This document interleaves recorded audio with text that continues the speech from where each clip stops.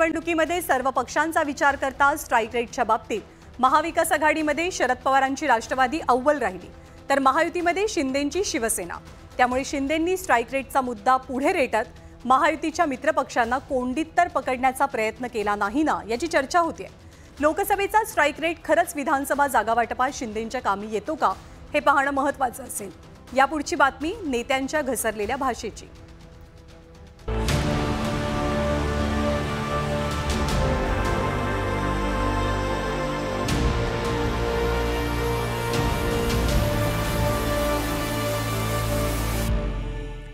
सध्या राज्याच्या राजकारणाचा स्तर खालावला असल्याची टीका होत असताना आता विधानसभेच्या तोंडावर नेत्यांची भाषा सुद्धा घसरू लागल्याचं दिसतंय।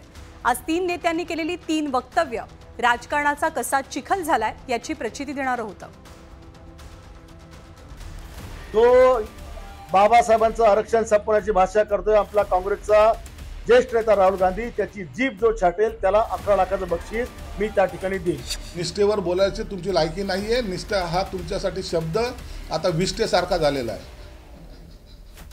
तुमच्या तोंडात फक्त विष्ठा आहेत। आता पवारांच्यामुळे फक्त महाराष्ट्राच्या पुरोगामी चेहऱ्याला जातीयवादाचा कॅन्सर झालाय। 50-60 वर्ष पवारांच्या हातामध्ये महाराष्ट्राची सत्ता होती, त्यांनी फक्त आणि फक्त महाराष्ट्र लुटायचं काम केलंय। तर शिवसेनेचे बुलढाण्याचे आमदार संजय गायकवाड, भाजपचे आमदार गोपीचंद पडळकर आणि एकनाथ शिंदेंच्या शिवसेनेचे प्रवक्ते संजय शिरसाट यांची बेताल वक्तव्य। राहुल गांधींच्या आरक्षणाबाबतच्या विधानावरती टीका करताना संजय गायकवाडांची जीभ घसरली आणि त्यांनी थेट राहुल गांधींची जीभ छाटण्याची सुपारी देऊन टाकली आहे। तो बाबासाहेबांचं आरक्षण संपवण्याची भाषा करतोय आपला काँग्रेसचा ज्येष्ठ नेता राहुल गांधी। त्याची जीभ जो छाटेल त्याला 11 लाखाचं बक्षीस मी त्या ठिकाणी देईल। संविधान खतरे में है, संविधान भारतीय जनता पक्ष बदलणार आहे म्हणून एका समाजाला भीती दाखवायची आणि आता तेच संविधान खतम करण्याची भाषा बोलायची, हा दुटप्पी चेहरा हा यांचा समोर आलेला आहे। यांच्या बगलमध्ये छुरी आहे, मुंह में राम बगल में छुरी, असं चित्र या ठिकाणचं आहे। तर संजय गायकवाडांच्या सुपारीबाज वक्तव्यानंतर विरोधकांनी टीकेची झोड उठवली। काँग्रेसनेही गायकवाडांना सत्तेचा माज झाल्याची टीका केली, तर भाजपनं सुद्धा गायकवाडांचं विधान समर्थनीय नसल्याचं म्हटलं। आम्ही म्हणत होतो इतक्या दिवसापासून की सत्तेचा माज या महायुतीच्या आणि केंद्रातल्या नरेंद्र मोदीच्या सरकारमध्ये आलेला आहे। पण आज सत्तेमधला आमदार विरोधी पक्षाच्या लोकसभेच्या नेत्यांच्या बद्दल या पद्धतीचे अपशब्द बोलत असतील आणि हिंसेला महत्त्व देत असतील। संजय गायकवाडांच्या म्हणण्याबद्दल मी काही त्यांचं समर्थन करणार नाही, पण पंडित जवाहरलाल नेहरूंनी असं म्हटलं होतं, म्हणजे बाबासाहेब आंबेडकरांनी जेव्हा संविधान दिलं आणि आरक्षण लागू केलं तेव्हा पंडित जवाहरलाल नेहरू असे म्हटले होते की आरक्षण हे विकासाला बाधा आहे।